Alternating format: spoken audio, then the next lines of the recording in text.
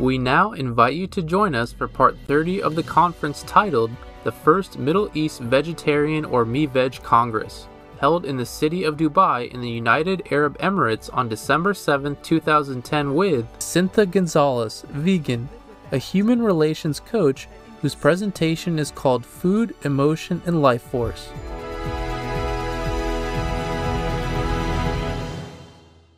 As a support group, with all the support from all of you here today and from everybody, we plan to start 2011, have a support group in the UAE for people who want to make the change. They want to know how to go about it. So that, okay, do I do it 2 days a week? Do I do 3 days a week? What do I start? So this is one tool that we had launched about 3 months ago. But today I'm so delighted to announce the launch of our second tool. May I invite on stage our vegan friend from the Emirates, Lina Abbas, please. A round of applause. Well, we're going to launch something very unique today. Yes. And what do we have? Oh, interesting. Would you like to share it with everybody? It's your feather in your cap. What we have today is the first 100% vegetarian map of Dubai, which is being launched so that you can have a ready tool when you go there. It's going to be available at all the airports, at all the different outlets, restaurants, and this is a humble effort that has been supported by one of the companies called SPI. You see them on our gratitude banner out there, who've come forward and produced and published this. Thank you so much, SPI. The next step is to put it on the GPS system as well. The veggie map. Yes, excellent. Let's launch that. Yes, please. Can I, as soon as you finish with all the map distribution, can I have all our volunteers, please, up here on stage? Thank you.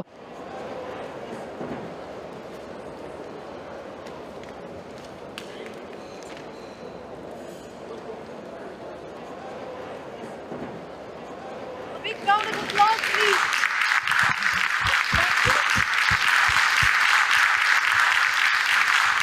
These volunteers have been working day and night to put up this wonderful Congress. Because of their support, it's been a wonderful ride. How many vegetarians already here in the hall? Could you kindly raise your hand? Excellent. I want to share with the people who are still speculating with it that it's not that if you go veg, you're all healthy. Amongst a lot of veg people also, I see very unhealthy habits. I mean, just having chips, fried chips, or, things with a lot of oil, or overcompensating the meat, especially who are converts from non-veg to veg. They overcompensate by having a lot of bread, by the way. Because as far as I know, a vegan or a vegetarian can never be fat. Where does that fat come from? Why are people overweight? So then it's not just going veg or vegan, it's the lifestyle. You have to change your lifestyle, your habits, start thinking about it, and that actually has an impact. So I think it's about lunchtime. The lunch is going to be by Loving Hut, and they have come up with a very, very interesting dishes. Try your palate, and thank you so much, Loving Hut, for sponsoring this particular lunch for our delegates. See you back.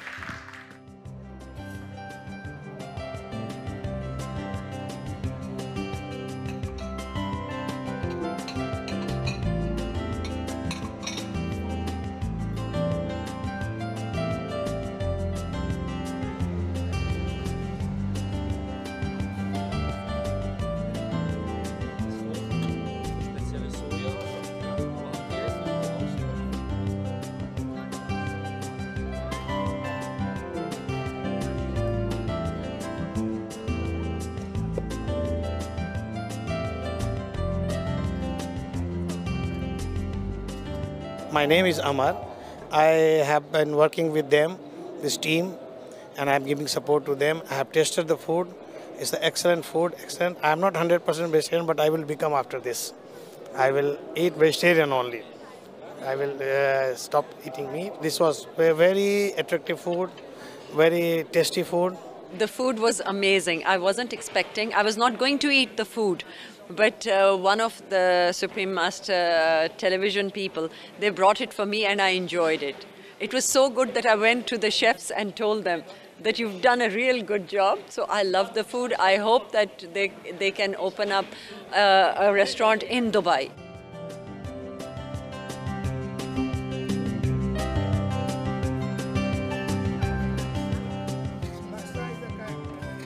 Our next speaker is going to be Sintha.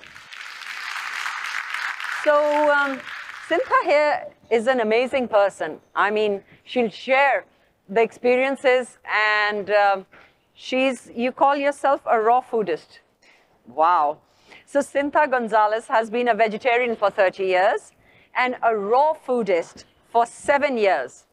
And after having accepted, she wanted to feel that good all of the time. Once she accepted the fact that she was going to be having raw. Sintha comes from the US, which she left in 1987.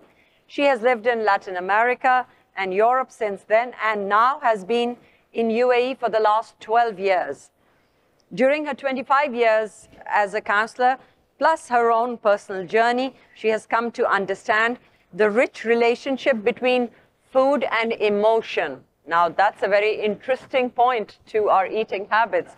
So I give the stage to Sintha. Good afternoon, everybody.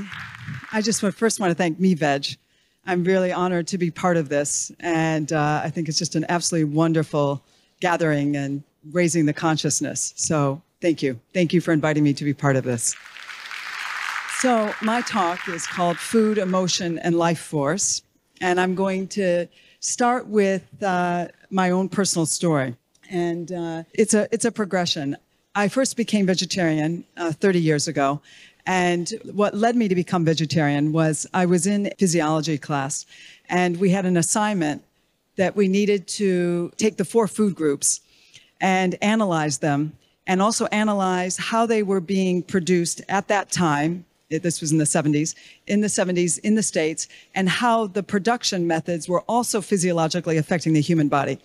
Well, that did it. And it also helped that I had 2 girlfriends that were experimenting with vegetarianism. So once I started, and I gave myself 3 months to try, there was no going back. So that was quite a while ago. And then in my 20s, I'm a counselor and I studied psychology, and I was starting to practice, and I couldn't ignore the fact that I knew that I was using food sometimes for the wrong reasons. And I was going to it for comfort, for working through emotions, finding myself compulsively acting out on food. And I couldn't live with that inconsistency. And I didn't feel really valid or an integrity to be doing my work if I myself didn't really recognize and work through those issues that I was acting out on the food. So that was a big thing, and it was a very humbling moment for me. And then that led me to Overeaters Anonymous. I wasn't an obese person. I was slightly overweight, but I knew that aside from the body issues, the real issue was that I knew I wasn't eating for the right reasons in certain times. This Overeaters Anonymous helped me a lot. Now, the slogan that helped me a lot, and it still is my motto today, and something that I work with, put down the food, feel the feelings. And that's going to be something that's going to be an important part of this talk, which I'll get to in a minute. Now, the whole thing that I had to learn was, what is the difference between being emotionally hungry and physically hungry? And what I did was, at the time I was living in France, and I was really kind of, how do I begin? I didn't know. Sometimes I genuinely did not know, am I physically hungry or am I emotionally hungry? So what I did was I made this sign on the refrigerator, and I put it, and I said, are you physically hungry or are you emotionally hungry? Be honest. And then I placed a chair right in front of the refrigerator with my journal and a pen ready to go. And that became, it was like behavioral conditioning. It was, okay, we're going to really ask this. And if there is an emotional thing that's going on here, let's write about it. Let's journal on this. Let's feel it. Let's take it to another level. And that's still something I use today.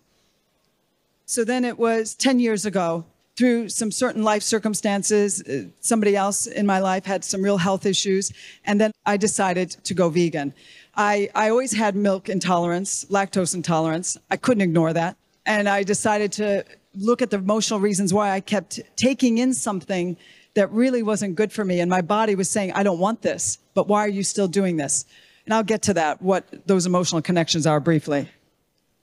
And then I met my first raw foodist. I didn't even know really raw food way of living existed. And I met her in 2000. And I was on holiday when I met her, and I just was very impressed by her, and it didn't leave me. And I said, I want that. I want what she has, but I'm not ready. And I was very aware of certain foods that it was out of the question that I could have let go of at that time, even though I felt a real inclination to go on that path. And that lasted for 3 years. And then finally, in 2003, I did the Art of Living course for the first time, which for those of you who don't know, it's a lovely course in breathing and yoga and meditation. And in that course, I just felt absolutely fantastic. I felt the absolute best I had ever felt my entire life. And in that week, I had kind of instinctively gone raw without calling it that. And at the end of the week, I said, I want to feel this good all the time. And I wasn't quite ready, but in the next few months, synchronicities in my life led me to go down that path, and I haven't looked back since. Making war?